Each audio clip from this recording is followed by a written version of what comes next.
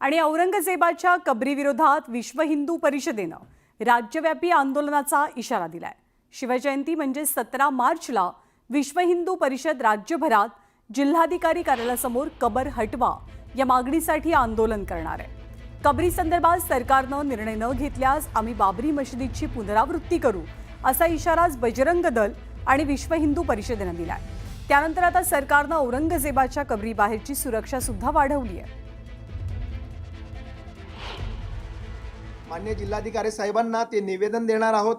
निवेदनात ती मागणी असणार आहे की ही औरंग्याची कबार जी महाराष्ट्रातच नव्हे तर भारतात कुठेही ठेवू नये यासाठी ही मागणी असणार आहे।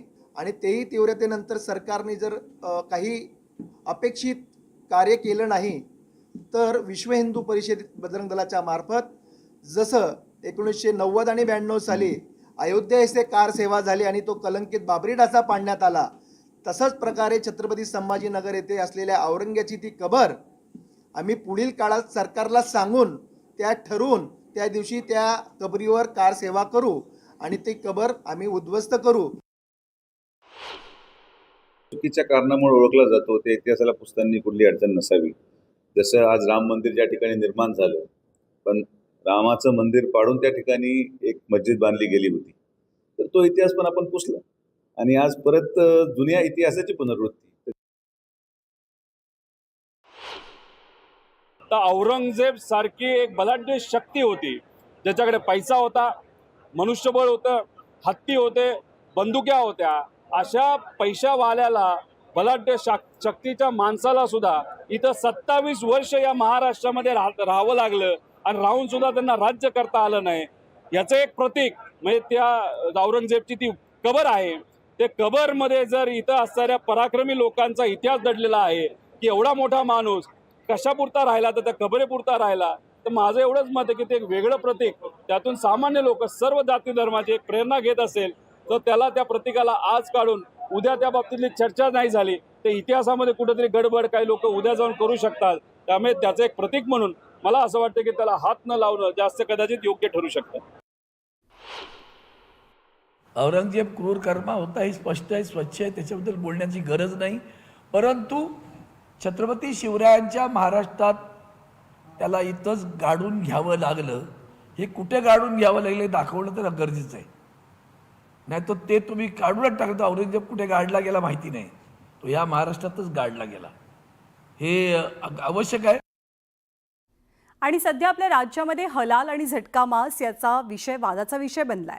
मल्हार प्रमाणपत्रासह मांस विक्री करणारी दुकानं उघडली जातील आणि हिंदूंनी त्याच दुकानांमधनं मांस खरेदी करावं असं आवाहन नितेश राणेंनी केलं। मटणाच्या दुकानांना मल्हार झटका प्रमाणपत्र देऊ असंही राणेंनी म्हटलं। मात्र नाशिकमधील हिंदू खाटीक समाजानं हलाल पद्धतीनंच मांस विक्रीचा निर्णय घेतलाय। खाटीक संघटनांनी नितेश राणेंचा विरोध दर्शवलाय। नाशिक आणि नागपूरमधील त्यांच्या व्यवसायांमध्ये बदल आम्ही करणार नाही अशी भूमिका खाटीक संघानं घेतली आहे, तर विरोधक सुद्धा राणेंवरती टीका करतायत। त्यामुळे हलाल विरोधात झटका मांस हा वाद लवकर शमणार नाही असंच चित्र आहे। त्या शहरामध्ये फक्त हलालच विकलं जाईल, झटका पद्धतीचं कोणीही मटण विक्री करणार नाही। आणि दुसरी गोष्ट म्हणजे झटका आम्हाला चालत नाही, आम्हाला तो मान्य नाही आणि आम्हाला कोणी सर्टिफिकेट देण्याचं कारण नाही। आम्ही बॉर्न खाटीक आहोत। नितेश राणे कोण आम्हाला सर्टिफिकेट देणार? खाटीक आम्ही जन्मजात आहोत। आमचा व्यवसाय आजचा नाही तर हजारो वर्षापासूनचा परंपरागत व्यवसाय आहे।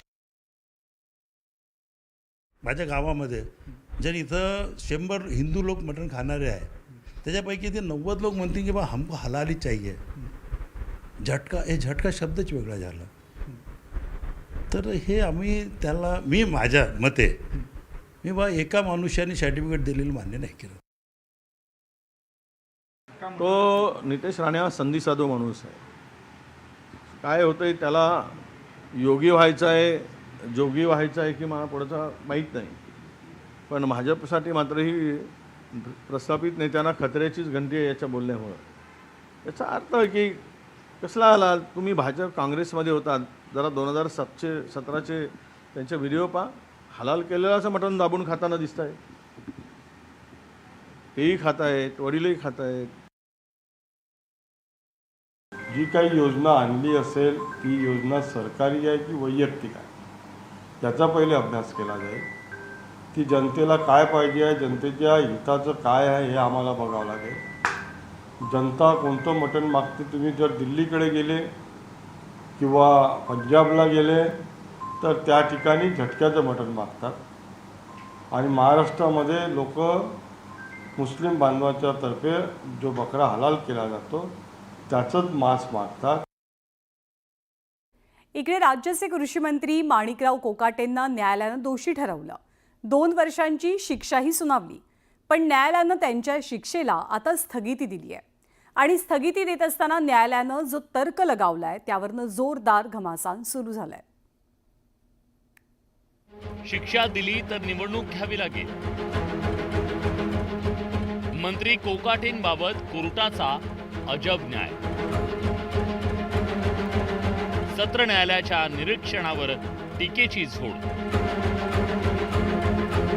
सत्र न्यायालयाविरोधात उच्च न्यायालयात धाव. यापुढे राजकीय नेत्यांनी कुठलाही गुन्हा केला तरी त्यांनी अजिबात घाबरायचं कारण नाही.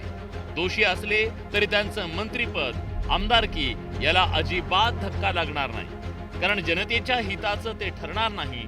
निवडणूक घ्यावी लागेल, जनतेचा पैसा खर्ची होईल. आता तुम्ही म्हणाल याला काही लॉजिक आहे का?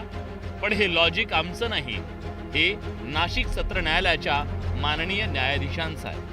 खोटी कागदपत्र तयार करून सरकारी सदनिका लाटल्या प्रकरणी दोषी ठरलेल्या मंत्री माणिकराव कोकाटेंना दिलासा देताना कोर्टानं हे निरीक्षण नोंदवल्यामुळे अनेकांच्या डोक्याला मुंग्या आल्या. इंडिपेंडंट व्यवस्था आहे का राजकीय हे का त्यांच्यावर RSSचा दबाव आला नागपूरहून? ते नागपूरचेच आहे ना. तुम्ही निकाल देताना हा खर्च हे एवढा होता, मग तुम्ही समाजकार्य सुरू करा. राजकारण तुम्ही कशासाठी जज झाले? कोर्टानं शिक्षेला स्थगिती दिल्यानं कृषी मंत्री माणिकराव कोकाटेंना दिलासा मिळाला. त्यामुळे कोकाटेंचं मंत्रीपद वाजलंय. पण न्यायालयाचं हे लॉजिक ऐकून त्यांना केवढा आनंद झालाय.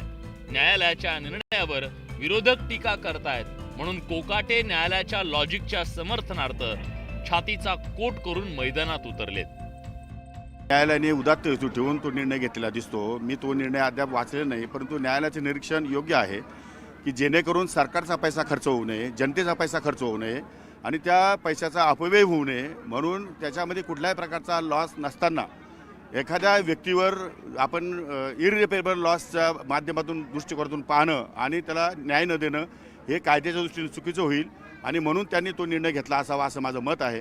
परंतु तो न्यायालयाचा निर्णय आहे, तो आपण मानला पाहिजे जसा असेल तसा. ज्यांना कोणाला हा निर्णय मान्य नसेल त्यांनी माझ्या विरोधात कोर्टात जावं, अपिलात जावं.